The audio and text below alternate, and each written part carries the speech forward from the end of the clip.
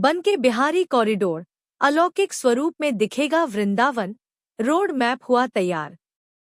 ब्रजवालों की होगी चांदी ही चांदी। वीडियो शुरू होने से पहले वीडियो को लाइक, चैनल को सब्सक्राइब कर लीजिए। राधारानी की कृपा सदैव आपके परिवार पर बनी रहे। कमेंट बॉक्स में लिखे राधे राधे। बांके बिहारी कॉरिडोर से वृंदावन का अलौकिक स्वरूप ही नहीं निखरेगा, बल्कि ब्रज में रहने वाले लोगों को भी बड़ा फायदा होगा। यहाँ जितने अधिक श्रद्धालु आएंगे, उतना व्यापार भी बढ़ेगा।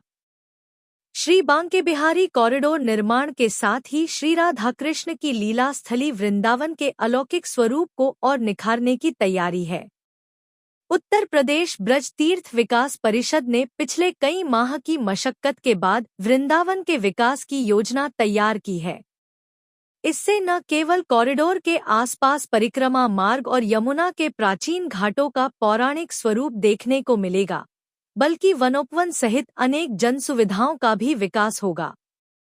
इससे कृष्ण भक्त आध्यात्मिक भूमि पर अद्भुत आनंद की अनुभूति कर सकेंगे।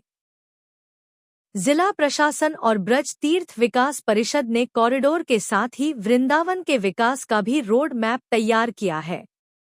इसकी जानकारी 2 दिन पहले पर्यटन सुविधा केंद्र पर व्यापारियों के साथ बैठक करते हुए मंडलायुक्त शैलेंद्र कुमार सिंह ने भी दी थी।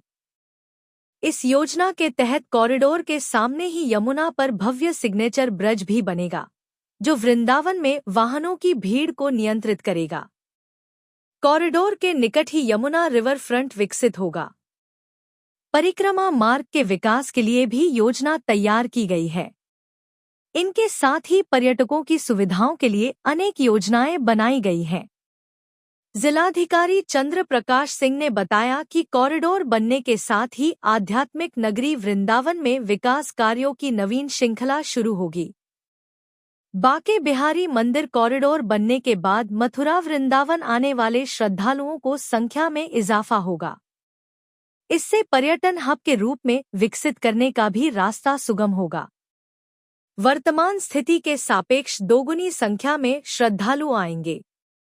स्थानीय प्रशासन और कारोबारियों का मानना है कि जैसे जैसे सुविधाओं में विस्तार होता है, लोगों का रुझान उन स्थानों के प्रति बढ़ता है। काशी विश्वनाथ कॉरिडोर इसका ताजा उदाहरण है। वहां अब दोगुनी संख्या में श्रद्धालु पहुंच रहे हैं। श्री बांके बिहारी की धूम विदेशों में भी है। काशी नरेश से ज्यादा वृंदावन के बांके के भक्त दुनिया में हैं। यह दावा पर्यटन विभाग के आंकड़े बताते हैं। विभाग के आंकड़ों के अनुसार 2024 में मथुरा जिले में करीब 21.96 करोड़ श्रद्धालुओं आए हैं। इसमें सबसे अधिक 2.55 करोड़ श्रद्धालु वृंदावन में श्री बांके बिहारी के दर्शन के लिए पहुंचे हैं। इसमें 70,000 विदेशी पर्यटक भी शामिल हैं। उत्तर प्रदेश में आगरा के बाद सबसे अधिक विदेशी मथुरा में आते हैं। ब्रज में आने वाले भारतीय और विदेशी श्रद्धालुओं के लिए वृंदावन के श्री बांके बिहारी सबसे प्रमुख हैं। इसके अलावा गोवर्धन, कुसुम सरोवर, राधाकुंड, गोकुल, बरसाना, नंदगांव, महावन भी शामिल हैं। कॉरिडोर निर्माण के बाद श्रद्धालुओं में होगी 2 गुना बढ़ोतरी। अधिकारियों के मुताबिक मथुरा वृंदावन में आने वाले श्रद्धालुओं का आंकड़ा साल दर साल बढ़ता जा रहा है। हर साल 8 से 10 लाख पर्यटकों में इजाफा हो रहा है। अधिकारियों का दावा है कि कॉरिडोर निर्माण के बाद आंकड़ा 2 गुना हो जाएगा। ये जानकारी आपको कैसी और इस विषय में अपनी राय जरूर दे। राधे राधे। इसमें तनिक भी संदेह नहीं है। शंख, चक्र और गदा धारण करने वाले भगवान केशव ने स्वयं मुझसे कहा था कि यदि कोई मनुष्य सभी बातों को छोड़कर केवल मेरी शरण में आ जाए और एकादशी को निराहार रहे, तो वह सब पापों से मुक्त हो जाता है। एकादशी व्रत करने वाले के पास कभी भी विशालकाय, विकराल आकृति वाले, काले रंग के दंड और पाश धारण करने वाले यमदूत नहीं आते हैं। जब उस मनुष्य का अंत समय आता है, तब पीतांबरधारी, सौम्य स्वभाव वाले, हाथ में सुदर्शन चक्र धारण करने वाले और मन की गति के समान वेगशाली विष्णुदूत आकर उसे भगवान विष्णु के परम धाम ले जाते हैं। इसलिए मनुष्य को निर्जला एकादशी को पूर्ण श्रद्धा और विधिपूर्वक उपवास करना चाहिए। तुम भी यज्ञ और श्रीहरि की पूजा के साथ यह व्रत करो, जिससे सभी पापों की शांति हो सके। चाहे स्त्री हो या पुरुष, यदि उसने मेरु पर्वत के बराबर भी महान पाप किया हो तो भी वह एकादशी के प्रभाव से भस्म हो जाता है। जो मनुष्य उस दिन जल के नियम का पालन करता है वह पुण्य का भागी होता है। उसे एक एक पहर में करोड़ों स्वर्ण मुद्राएं दान करने के बराबर फल प्राप्त होता है।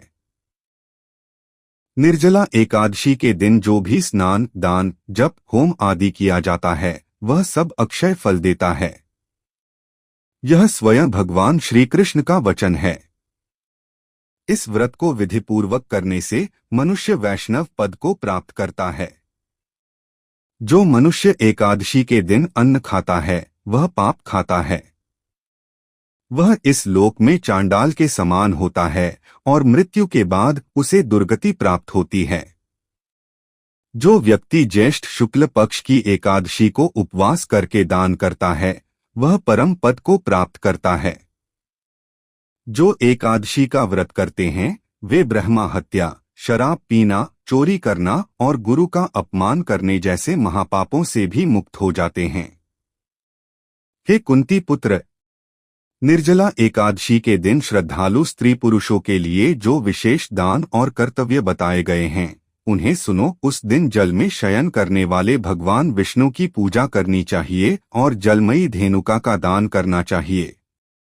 अगर संभव हो तो वास्तविक गाय या घृतमयी धेनु का दान करना उचित होता है। साथ ही पर्याप्त दक्षिणा और विभिन्न प्रकार के मिष्ठानों द्वारा ब्राह्मणों को श्रद्धापूर्वक संतुष्ट करना चाहिए। ऐसा करने से ब्राह्मण अवश्य प्रसन्न होते हैं और उनके प्रसन्न होने पर भगवान श्रीहरि मोक्ष प्रदान करते हैं। जो लोग शम, दम और दान में प्रवृत्त होकर श्रीहरि की पूजा करते हैं और रात्रि में जागरण के साथ यह व्रत करते हैं वे अपनी 100 पीढ़ियों को और आने वाली 100 पीढ़ियों को भगवान वासुदेव के धाम में पहुंचा देते हैं। इस दिन अन्न, वस्त्र, गौ, जल, शय्या, सुंदर आसन, कमंडलू और छाता आदि का दान करना चाहिए। जो व्यक्ति उत्तम और सुपात्र ब्राह्मण को जूता दान करता है वह सोने के विमान पर बैठकर स्वर्ग में प्रतिष्ठित होता है। जो व्यक्ति इस एकादशी की महिमा को श्रद्धा से सुनता है और जो श्रद्धापूर्वक इसका वर्णन करता है वे दोनों स्वर्ग लोक को प्राप्त करते हैं। चतुर्दशी युक्त अमावस्या के सूर्य ग्रहण में जो फल श्राद्ध से प्राप्त होता है वही इस एकादशी के श्रवण से प्राप्त होता है। सुबह दंत धावन करके यह संकल्प लेना चाहिए कि मैं भगवान केशव की प्रसन्नता के लिए एकादशी को निराहार रहूंगा और आचमन के अतिरिक्त अन्य किसी प्रकार का जल ग्रहण नहीं करूंगा। द्वादशी के दिन भगवान विष्णु की गंध, धूप, पुष्प और वस्त्रों से विधिपूर्वक पूजा कर जल का कलश दान करते हुए मंत्रोच्चार के साथ संकल्प करें। देवदेव ऋषिकेश संसारार्णवतारक उद्कुंभ प्रदाने नय मां परमागतिम, यानी संसार सागर से तारने वाले देवदेव ऋषिकेश, इस जल के घड़े का दान करने से आप मुझे परम गति की प्राप्ति कराइए। भीमसेन, ज्येष्ठ मास में शुक्ल पक्ष की जो शुभ एकादशी होती है उसका निर्जल व्रत करना चाहिए और उस दिन श्रेष्ठ ब्राह्मणों को शक्कर के साथ जल के घड़े दान करना चाहिए। ऐसा करने से मनुष्य भगवान विष्णु के करीब पहुंचकर सुख और आनंद का अनुभव करता है। इसके बाद द्वादशी को ब्राह्मण भोजन कराने के बाद स्वयं भोजन करना चाहिए। जो इस प्रकार पूर्ण रूप से पापनाशिनी एकादशी का व्रत करता है वह सब पापों से मुक्त हो अनामय पद को प्राप्त होता है। यह सुनकर भीमसेन ने भी इस शुभ एकादशी का व्रत आरंभ कर दिया। तब से यह लोक में पांडवद्वादशी के नाम से विख्यात हुई। इसी तरह के वीडियो के लिए चैनल को सब्सक्राइब कर लीजिए। राधा रानी की कृपा सदैव आपके परिवार पर बनी रहे। कमेंट बॉक्स में लिखे राधे राधे।